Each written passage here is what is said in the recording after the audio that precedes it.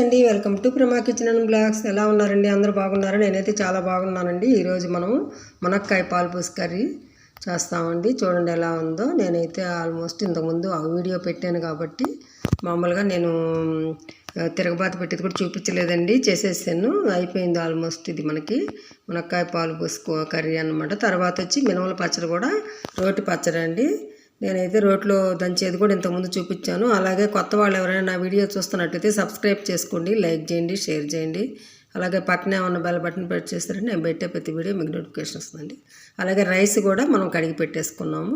అలాగే ఎన్న కూడా తీసేసుకుంటున్నామండి. మజ్జిగ చేసేసి ఈరోజు ఎన్న తీసి నేను ఒక 4 రోజులకు ఒకసారి ఇలాగా మేగడ తీసి పెట్టేసి చేమరేసేసి ఫ్రిడ్జ్లో పెట్టేస్తాను.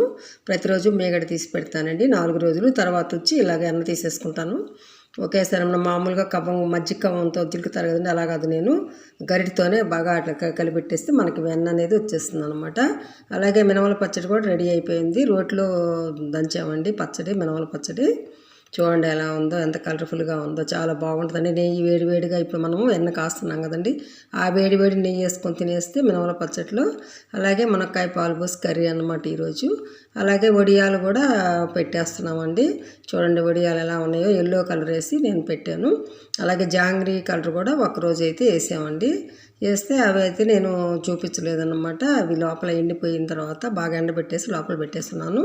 ఈరోజు అయితే వీడియో ఇవి తీసాను అనమాట. ఇవైతే నిన్నే పెట్టింది. నిన్న పెట్టి ఈరోజు మామూలుగా ఆరిపోయాయండి. ఆరిపోతే వాటిని ఒలిసేసి ఒకసారి మీకు షేర్ చేసుకున్నామని చూపిస్తున్నాను. అలాగే ఈరోజు కూడా మళ్ళీ ఉడకబెట్టి పెట్టాము పిండి. చూడండి ఎలా ఉందో. ఈరోజు కూడా ఎల్లో కలరే వేసామన్నమాట. వడియాలు ఇప్పుడు వడియాలు పెట్టే కాలం కదండి. నేను ఎండలో తీస్తున్నాను వీడియో. నా నీడ కూడా పడుతుందన్నమాట. ఒకసారి మీకు షేర్ చేసుకున్నామని చెప్పి నేను ఈ కూడా వడియాలు కూడా చూపిస్తున్నాను. అలాగే ఈరోజు అయితే నేను చూడండి ఎలా ఉన్నాయో అసలు. చాలా కొన్ని అయితే ఒక గుడ్డ మీద అయితే బాగా వచ్చాయండి, ఇలాగ వచ్చాయి.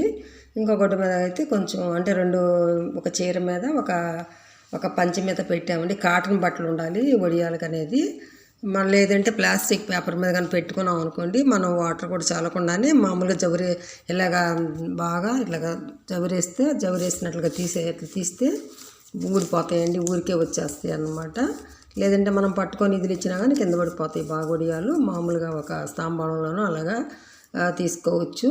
చూడండి ఎలా ఉన్నాయో. అసలు ఎల్లో కలర్ వేసాము. అలాగే మొన్న అయితే జాంగ్రీ కలర్ ఒకరోజు వేసాము. అవి అయితే నేను మీకు ఈరోజు వీడియో తీయలేదండి. ఈరోజు నిన్న పెట్టినయే చూపించాను. నిన్న కాదండి, మొన్న పెట్టాము. నిన్న తీసేసాము, ఒలిచాము. అలాగే కలర్ వేయకుండా ఇప్పుడు ఆ గిన్నెలో కూడా అండి, అక్కడ చూస్తున్నారు కదా, ఆ గిన్నెలో వాటిలో అయితే అసలు ఏ కలర్ వేయలేదన్నమాట. ఒకరోజు ఎల్లో కలరు, ఒకరోజు వచ్చి జాంగ్రీ కలర్ వేసి పెట్టాము. ఇవి అయితే మామూలుగా పెట్టేసాము. చూడండి వడియాలు అయిపోయినాయి అనమాట. ఆల్మోస్ట్ ఇంకొక రోజు 2 రోజులు పెట్టేసి సరిపోతుంది అనమాట. వడియాలు అయితే అయిపోతున్నాయి, పెట్టేసాము.